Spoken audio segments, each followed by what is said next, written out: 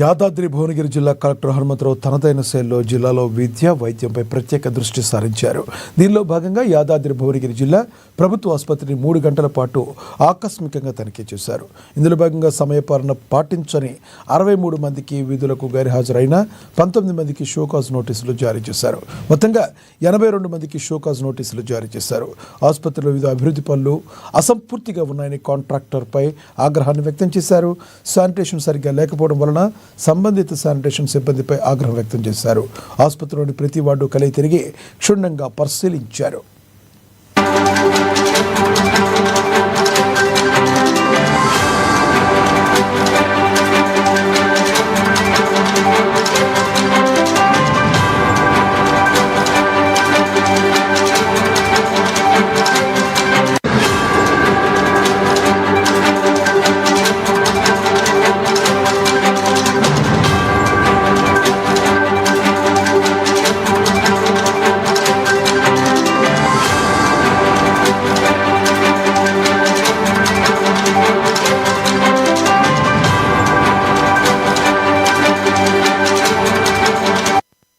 యాదాద్రి భువనగిరి జిల్లా కలెక్టర్ హనుమంతరావు తనదైన శైలిలో జిల్లాలో విద్య వైద్యంపై ప్రత్యేక దృష్టి సారించారు.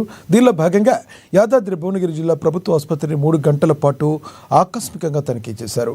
ఇందులో భాగంగా సమయపాలన పాటించని 63 మందికి విధులకు గైర్హాజరైన 19 మందికి షోకాజ్ నోటీసులు ఇచ్చారు.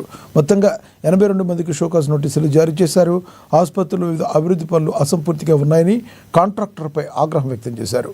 శానిటేషన్ సరిగ్గా లేకపోవడం వలన సంబంధిత శానిటేషన్ సిబ్బందిపై తీవ్ర ఆగ్రహం వ్యక్తం చేశారు. ఆసుపత్రిలోని ప్రతి వార్డు కలిగి తిరిగి క్షుణ్ణంగా పరిశీలించారన్న